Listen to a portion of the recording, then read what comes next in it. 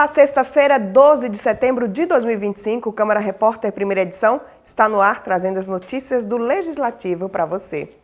A segurança digital na infância e adolescência. Este foi o tema de uma audiência pública realizada na manhã desta sexta-feira no plenário da Casa. Tarsila Costa tem mais informações.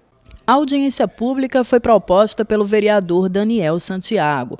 Pai de um adolescente, ele destaca a importância de encontrar soluções e mecanismos de enfrentamento que garantam a proteção de crianças e jovens no ambiente digital. É diferente quando a gente era criança e adolescente. A gente era do mundo analógico, né?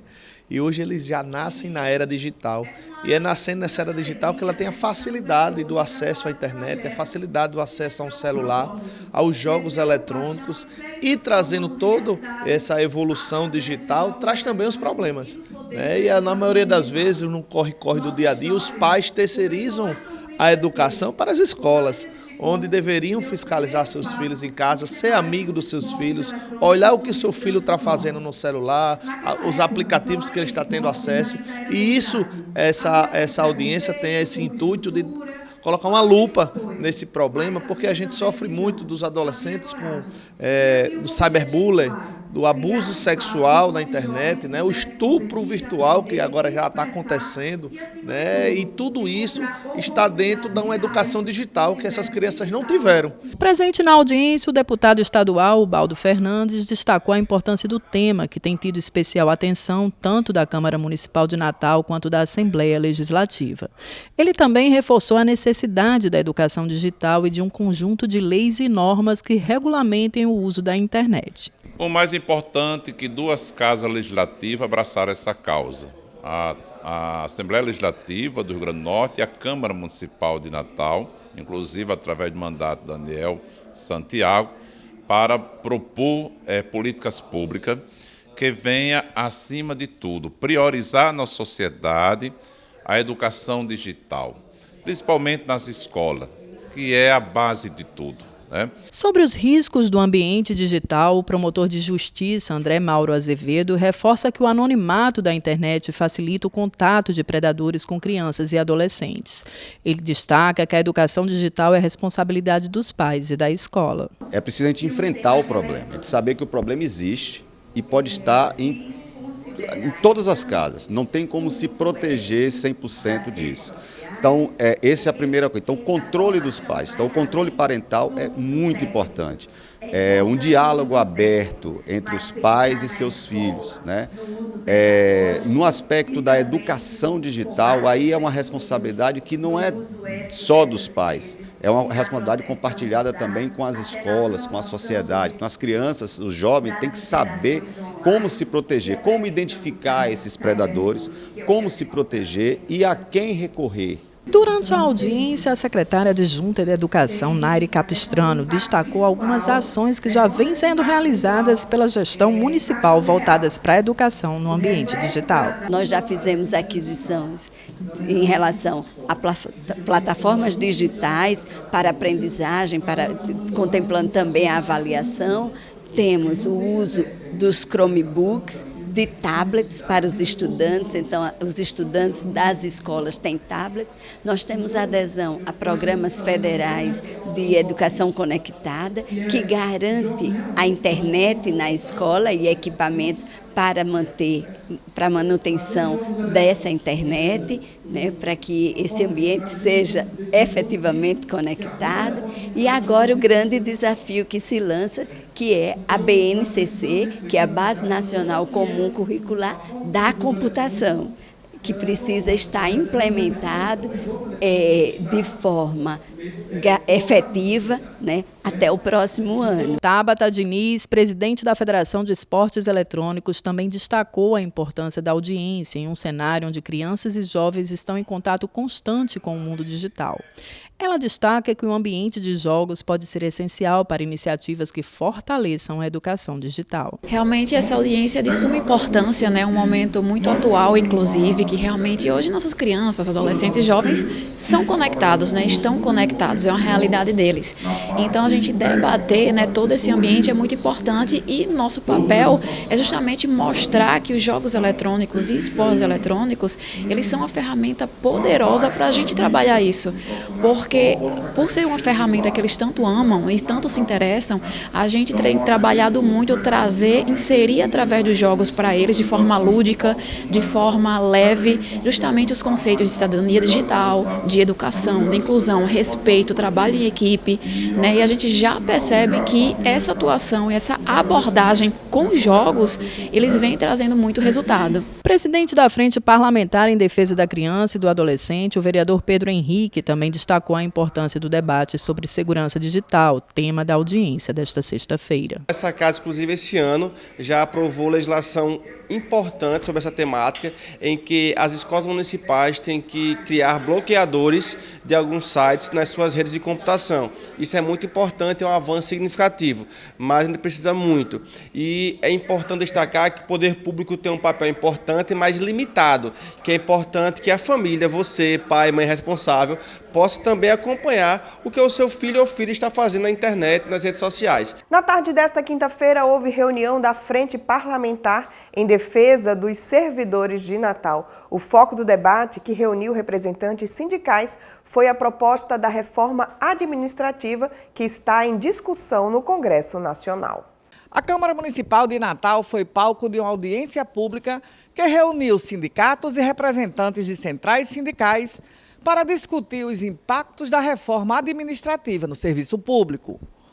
O encontro foi promovido pela Frente Parlamentar em Defesa dos Servidores e dos Serviços Públicos, presidida pelo vereador Daniel Valença. Existe uma pressão nacionalmente por parte do centrão, da direita, da extrema-direita, para que haja redução dos recursos públicos investidos na educação, na saúde, na assistência social, enfim, em políticas públicas para a população, a classe trabalhadora.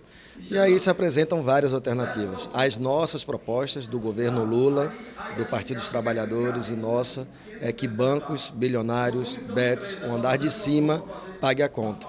A proposta deles é que os trabalhadores paguem a conta. E aí eles querem reforma administrativa, eles querem redução salarial, eles querem congelamento de salário de servidores públicos, etc. Né? Eu acho que é um momento decisivo da nossa história e que a gente vai precisar ter muita unidade da classe trabalhadora para impor uma derrota a esses setores das elites brasileiras que, na prática, sempre sobreviveram e viveram muito bem às custas da maioria do povo. O debate atendeu a um pedido do Sindicato dos Professores da UFRN, a ADURN, com o objetivo de alertar para os riscos que a reforma pode trazer à vida dos trabalhadores e também para a qualidade do atendimento prestado à população. A reforma administrativa ela atinge os servidores de um modo geral no Brasil todo.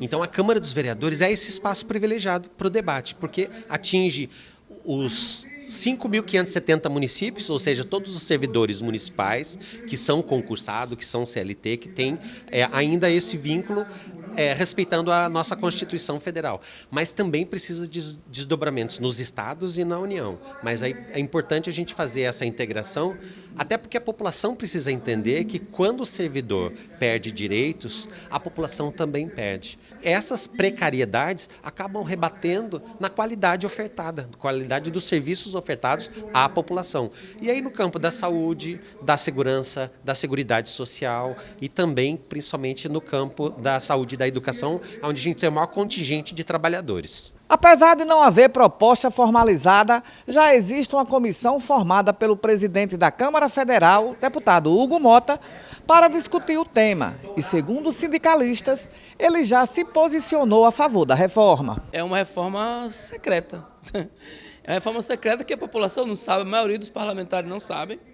Então, eles fazem toda essa trama que é para, de última hora, no apagar das luzes, colocar em tramitação. O presidente já tem falado, inclusive, de acordo de líderes para ir direto para o plenário. Ou seja, quando é algo assim, não pode se esperar algo positivo.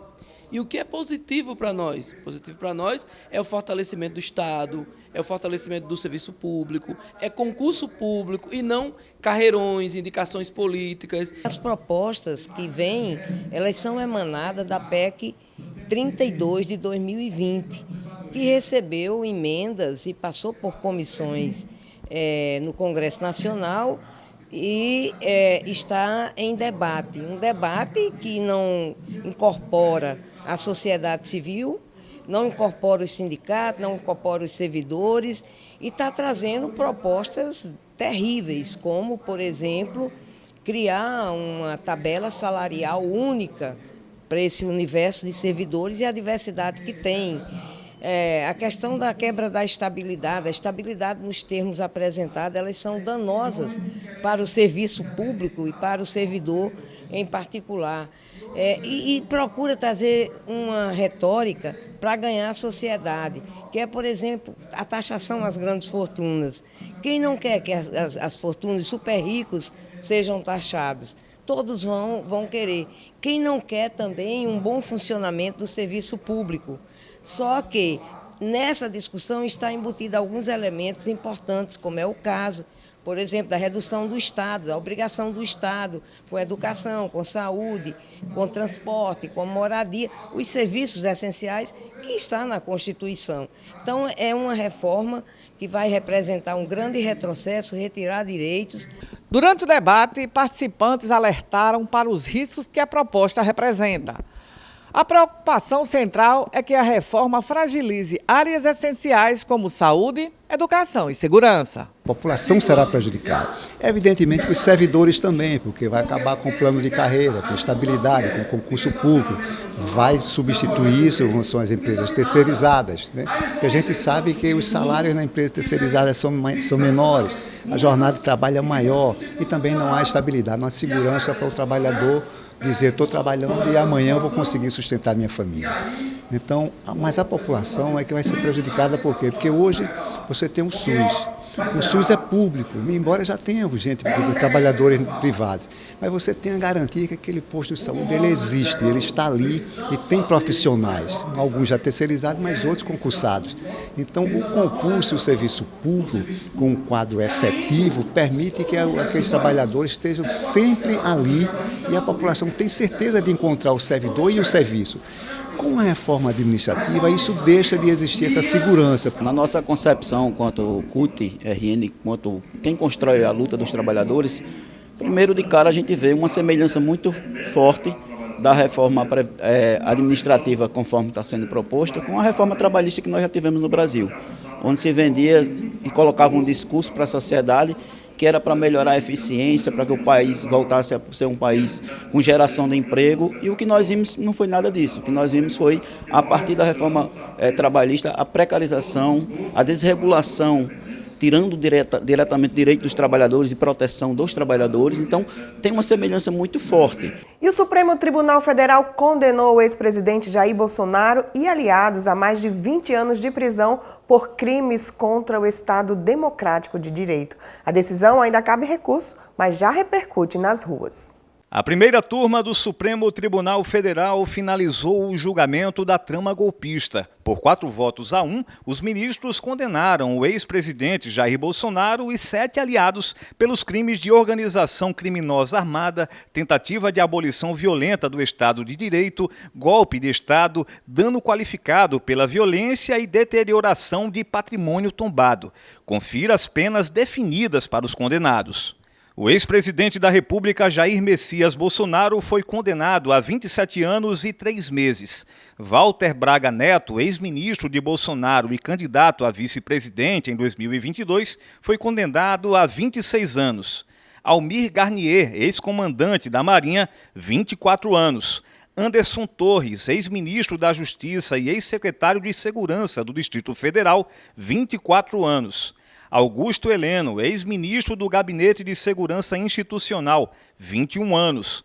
Paulo Sérgio Nogueira, ex-ministro da Defesa, 19 anos. Mauro Cid, ex-ajudante de ordens de Bolsonaro, 2 anos em regime aberto e garantia de liberdade pela delação premiada. Alexandre Ramagem, ex-diretor da Agência Brasileira de Inteligência, 1 mês e 15 dias. Pelas ruas do Alecrim, a sentença do STF dividiu opiniões. Mas eu acredito que ainda não concordei totalmente, não. Acredito que deveria ter passado pelos 11 ministros, né? Não diretamente pela última turma, né? Rapaz, eu sou neutro, porque eu não gosto muito de política não, sabe? Mas com certeza foi bem feito, foi uma decisão bem tomada. A sentença ainda foi pouco, era para ele ter pegado de 30 a 40 anos, porque como é que você faz uma maldade com um ser humano que está com Covid, de se você não tomar a vacina, você vai virar jacaré? Eu fui contra, né? Porque mais do que isso, muitos já fizeram, né? E não foram punidos, né? Quando se faz coisa errada, tem que pagar, viu? Tem que se responsabilizar pelos seus atos. Rapaz, eu sou a favor, que ele fez muita coisa errada nesse país. Tá uma injustiça grande, né? O porquê dele estar sendo preso, né? É um absurdo. Nós estamos vivendo num país onde pessoas de bem podem ser presas a qualquer momento. O julgamento do STF também repercutiu no Legislativo natalense. Primeiro dizer que nós não gostaríamos de ter vivido mais esse capítulo na nossa história de uma tentativa de golpe, né? Dessa vez foi planejado, mas não foi efetivado, né? Mas a justiça brasileira acabou ontem condenando quem participou dessa trama, inclusive o líder dessa trama, que foi o ex-presidente Jair Bolsonaro. Isso mostra para o mundo todo que os crimes cometidos contra o enfraquecimento, contra a nossa democracia, eles são intoleráveis, né? Então, foi uma resposta para o mundo e para dizer que a nossa democracia ela precisa seguir forte. Eu fiquei pensando ontem, né, se eu estaria aqui como vereadora se essa tentativa de golpe tivesse sido consolidada em 8 de janeiro, né? Mas nossas instituições são fortes e estão dando uma resposta a isso e a gente precisa dizer que Bolsonaro está condenado e será preso para pagar por todos os crimes que ele cometeu contra o povo brasileiro. O nosso país merece urgentemente que a gente possa aparar arestas e caminhar para uma convergência. Não há como o país crescer com divisões. A gente lamenta porque é um ex-presidente da República, da nossa República Federativa, condenado. Isso é ruim para a nossa democracia, isso é ruim para a nossa República, mas também reforça que são ações que foram colocadas do ponto de vista do direito do ponto de vista jurídico, referendado pelo maior tribunal do país, que é o STF. Então, cabe a gente, enquanto cidadão, enquanto parlamentar, seguir e acreditar nas instituições de direito. Então, foi uma decisão do STF que se respeita, que se cumpre, para que a gente favoreça a democracia. Mas reforço aqui, o nosso mandato, a nossa ideia é para que a gente possa caminhar para um Brasil cada vez menos dividido. E existe essa possibilidade. Existe a possibilidade de a gente fazer um Brasil cada vez mais olhando para frente e não para a direita ou para a esquerda. E veja a seguir, ouvidorias públicas do Rio Grande do Norte se unem em rede para fortalecer a transparência e a participação da sociedade. E veja também, comerciantes e instituições do bairro da Ribeira são homenageados em sessão solene na Câmara Municipal de Natal. Não saia daí, a gente volta já já. Essa é a Melinda, 5 aninhos, estuda, adora se arrumar, cuidar dos animais e sonha em ser bailarina. Mas há algum tempo, ela foi diagnosticada com câncer dos tecidos moles. Os principais sinais: caroço em qualquer parte do corpo, secreção purulenta no ouvido e olho saltado. Procure o médico e não esquece da Melinda, porque o diagnóstico precoce faz histórias. Casa Durval Paiva, 30 anos.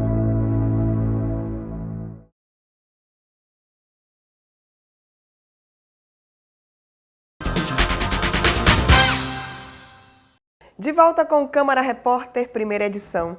As ouvidorias são canais diretos entre a sociedade e o poder público, garantindo transparência e participação popular. Nesta sexta-feira, representantes do segmento estiveram reunidos em Natal para o primeiro encontro estadual que oficializou a criação da rede Ouvir RN. O evento realizado no auditório da Procuradoria-Geral de Justiça teve como marco a criação da rede Ouvir RN. O objetivo é fortalecer a transparência e o controle social sobre as políticas públicas do Estado. A gente vem percebendo que as ouvidorias do Estado do Rio Grande do Norte, que é um canal importantíssimo para dialogar com a sociedade, está faltando uma coordenação para se procurar um diálogo comum. a todas as ouvidorias, para se procurar um debate, para se procurar ouvir os reclamos da sociedade, e essa rede tem a oportunidade de fazer capacitações, de fazer debates com ouvidorias não só a nível municipal, estadual, federal, mas de todas as instituições. Durante o encontro foi destacada a importância da união entre as ouvidorias municipal, estadual e federal para ampliar a participação da sociedade. Geralmente a população vai até a ouvidoria para reclamar de alguma política pública que não está sendo concretizada, né? Então é importante que com essas reclamações a gente estreite os laços com as outras ouvidorias, até para repassar aquelas demandas mais recorrentes, não é? No Ministério Público, no caso, a gente envia para as promotorias, mas tem algumas demandas que a gente pode enviar para a ouvidoria daquele município, daquele órgão, né? A programação do evento incluiu palestras de especialistas e a assinatura do protocolo de intenções que formalizou a Rede Ouvir RN. O público-alvo reuniu gestores, servidores e membros da sociedade civil interessados em acompanhar a gestão pública. O nosso intuito é a aproximação institucional. Às vezes os órgãos estão muito distantes e como a gente trabalha com ouvidoria, que já é um setor que é muito contestado, não é muito visto pela sociedade, às vezes estamos mais vistos pela questão da denúncia, da reclamação, e a gente quer se unir para mudar um pouco esse conceito. A integração dessa rede Ouvir, que permite, né, que várias ouvidorias, vários entes, discutam suas boas práticas, troquem experiências, isso qualifica, né, a escuta que a gente tem com o cidadão, como essa ponte entre o cidadão e o Estado. Qualificar significa também que a gente, nessa troca de experiência, vai poder padronizar, né, as orientações, padronizar a atividade na troca, para que quem ganha com isso é o cidadão, porque a gente, ao padronizar, a gente permite que ele venha participar de maneira mais qualificada, fazendo valer seus direitos. E a capital potiguar já tem 70% de animais vacinados contra a raiva. Neste sábado, acontece o dia D de vacinação. Tarsila Costa traz os detalhes. A Prefeitura do Natal, por meio da Secretaria Municipal de Saúde, alcançou a marca de 70% de cães e gatos vacinados contra a raiva no município. A campanha de vacinação antirrábica 2025 é uma ação coordenada pela Unidade de Vigilância de Zoonoses e segue até 30 de setembro, com o dia D marcado para 27. A meta da campanha na capital é vacinar 89 mil animais, o equivalente a 80% da população estimada de cães e gatos em Natal. Até o momento, a cidade já imunizou 62.797 animais, o que corresponde a 70% do objetivo.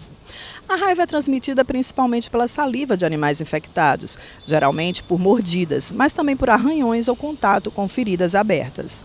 Devem ser vacinados cães e gatos a partir de 3 meses, que ainda não tenham recebido a dose neste ano de 2025 e que não estejam em tratamento com medicamentos nos últimos 30 dias. O imunizante é gratuito e continua sendo a forma mais eficaz de prevenção contra a raiva.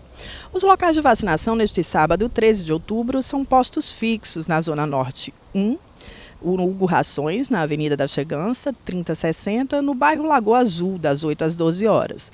No setor Norte 2, na Unidade de Vigilância de Zoonoses, no Potengi, das 8 às 16 horas. Na Paróquia de Santana, no Conjunto Soledade 2, no Potengi, das 8 às 12 horas. No setor Oeste, na Policlínica Oeste, na Cidade da Esperança, das 8 às 12 horas. No Sul, no Carrefour, na BR-101, das 8 às 12 horas. Na Praça Maurílio Pinto, em Lagoa Nova, das 8 às 12 horas. Na Praça Santo Ambrósio, no Pitimbu, das 8 às 12 horas. Já a vacinação de porta a porta acontece no setor Norte 1, no bairro Lagoa Azul, no Norte 2, no Salinas, no Leste, no Tirol e no Sul, Pitimbu e Candelária. Para mais informações, a população pode entrar em contato pelo WhatsApp 84-3232-8235 ou pelo aplicativo Natal Digital. A Ribeira, um dos bairros mais tradicionais de Natal, foi celebrada em sessão solene na Câmara Municipal. Comerciantes e instituições receberam homenagens pelo papel na história e na economia da capital. A Câmara Municipal de Natal realizou uma sessão solene em homenagem aos comerciantes do bairro da Ribeira. O evento, proposto pelo vereador Fúvio Saulo, reconheceu a importância de quem mantém viva a tradição econômica e cultural de um dos lugares mais históricos da capital potiguar. Na verdade, essa homenagem é um reconhecimento desta casa e da sociedade de Natal a esses heróis, vamos dizer assim, que lutam e relutam naquele bairro há tantos anos. Os centros históricos no mundo todo, eles foram ficando esquecidos com a evolução, o crescimento das cidades. Mas existe uma retomada, vamos dizer assim, em todos os lugares do mundo para realmente dar aos centros históricos o valor que ele merece. E Natal não é diferente disso. Nós já temos Salvador com Pelourinho, São Paulo, Rio de Janeiro, a própria João Pessoa, são cidades que já vêm fazendo esse resgate, e isso não é só uma questão histórica, isso é uma questão financeira e econômica também. Nas últimas décadas, Natal deixou de arrecadar fortunas, né, milhões de reais, porque o comércio, tanto da Cidade Alta como da Ribeira, do Centro Histórico, ficou enfraquecido. Então, nosso trabalho, nossa missão desse mandato é fazer esse resgate de volta e dar a infraestrutura necessária para que os empresários, os empreendedores voltem e as pessoas voltem a residir nos bairros históricos. Isso é que é importante, tem que ter gente. Durante décadas, a Ribeira foi o coração pulsante do comércio natalense. Hoje, o bairro enfrenta novos desafios, mas ainda guarda força e resistência. Empresas tradicionais seguem em atividade, como a Cesa Comércio Limitada, a mais antiga, fundada em 1932. E exatamente por acreditar no potencial do bairro, se mantém funcionando no local e é uma das 13 homenageadas da noite que receberam um diploma de reconhecimento por contribuir para construir a identidade da Ribeira. Papai nunca quis que a gente saísse para outro bairro. E nós fomos ficando lá e não temos o que reclamar. Porque quando você tem produtos bons, de qualidade e preço, o sujeito vai aonde você estiver. A Tribuna do Norte, segunda empresa mais antiga, tem uma história que caminha lado a lado com a história da Ribeira. Após 75 anos de funcionamento, acredita que a revitalização do bairro vai contribuir para alavancar o comércio. A Tribuna, na realidade, é um veículo de comunicação que nasceu na Ribeira, mantém o seu prédio original desde seus 75 anos, feito agora em março de 25, e depois ampliou, é claro, ela cresceu, comprou o prédio vizinho, onde tem um prédio que vai da Nísia Floresta até Tavares de Lira. E é importante que a gente resgate a Ribeira como uma fonte de inspiração para todos nós. Eu diria que nós temos um sonho, uma pretensão, quando a empresa passar pelo processo de transformação que está existindo societário, usar inclusive parte do nosso prédio que hoje não está ocupado com o resgate de um cowork que seja um incentivo à cultura. O nosso objetivo é fazer um cowork voltado para as empresas que tratem da área cultural da cidade. Mas não é somente a indústria e o comércio que fazem parte da história do bairro. A cultura se faz presente através da Casa da Ribeira, que há 24 anos resiste às dificuldades apresentadas pela falta de estrutura no bairro. Eu acho que o reconhecimento ele é, de fato, uma realidade, né? São 24 anos de história dentro daquele lugar. São tantos números de espetáculos, de espectadores, de exposições, de editais lançados, né? Então, assim, é uma comemoração, é uma celebração. E eu acho que esse reconhecimento ele é válido, ele é justo, que venham muitos outros, né? E que venham mais incentivos e que venham mais políticas voltadas e incentivos à cultura. Esse é o meu desejo. Além de parlamentares, a solenidade também foi prestigiada por representantes do comércio e da indústria. Todos elogiaram a iniciativa do vereador propositor e falaram sobre a necessidade de revitalizar o bairro, mas sempre mantendo sua essência histórica. É um bairro histórico da nossa cidade que lamentavelmente hoje sofre frontalmente os prejuízos causados pelo antigo plano diretor que possibilitou e permitiu a saída de muitos empreendimentos do bairro da Ribeira e foram inclusive para municípios vizinhos como Parnamirim, Nova Parnamirim, Macaíba, São Gonçalo, Extremóis. Então, de fato, é uma solenidade simbólica, né, que enaltece a história, mas ao mesmo tempo chama atenção para a necessidade urgente de ações concretas do poder público visando o futuro. Existe sim vida na Ribeira, existe um abandono das políticas públicas, mas existe resistência, resiliência, cultura, empreendimentos que resistem na Ribeira, como são os empreendimentos que a gente homenageia hoje. Então é importante a gente dar visibilidade para que a gente cobre mais uma vez que existam políticas públicas efetivas para o abandono que a Ribeira passa nesse momento. Porque Todas as vezes a gente se vê falar em revitalização, se revitalizar o bairro da Ribeira, mas infelizmente de fato, de direito e na prática ainda precisa avançar, ainda precisa melhorar muito, né, os serviços de infraestrutura. Se Deus quiser, nos próximos dias já vai ter uma grande melhoria na questão da drenagem. Em nome da Fierne, estamos aqui para parabenizar ao vereador Flúvio Saulo pela feliz e inteligente iniciativa de homenagear esses heróis que ainda hoje resistem ao tempo com seus empreendimentos na Ribeira. Quantos e quantos anos a gente não fala em revitalização, em requalificação e em outras ações, mas de concreto nada acontece. Alguma coisa tem que começar e a gente acredita que Paulinho, com essa visão empreendedora, vindo da iniciativa privada, ele possa efetivamente colocar em prática aquilo que a gente precisa, que é olhar para os problemas da Ribeira e literalmente sentar em cima dele para serem resolvidos. E agora uma última notícia. Natal irá receber no mês de outubro mais uma missão cirúrgica da Operação Sorriso. A organização médica voluntária oferece atendimento e procedimentos cirúrgicos gratuitos em pacientes com fissuras lábio-palatinas. Tarsila Costa tem as informações. Serão beneficiadas pela Operação Sorriso crianças na faixa etária até 14 anos, 11 meses e 29 dias, com fissuras lábio-palatinas. O Núcleo de Atendimento Integral ao Fissurado irá realizar uma triagem com as crianças no dia 13 de outubro, a partir das 8 horas, na sede do SERAI, na Avenida Alexandrino de Alencar, 1900, no Tirol. As cirurgias serão realizadas no período de 13 a 18 de outubro, no Hospital Pediátrico Maria Alice Fernandes, em Natal. No período das cirurgias, as crianças selecionadas que necessitem poderão ficar hospedadas com um acompanhante na Casa de Apoio Durval Paiva. Mais informações podem ser obtidas pelo e-mail nfissurados.rn.gov@gmail.com e o WhatsApp 84998560125 ou 84991656819. E o Câmara Repórter de hoje fica por aqui. Mais notícias você confere no Câmara Repórter, segunda edição, à noite ou agora mesmo no nosso portal. Um ótimo final de semana para você e segunda-feira a gente se encontra de novo.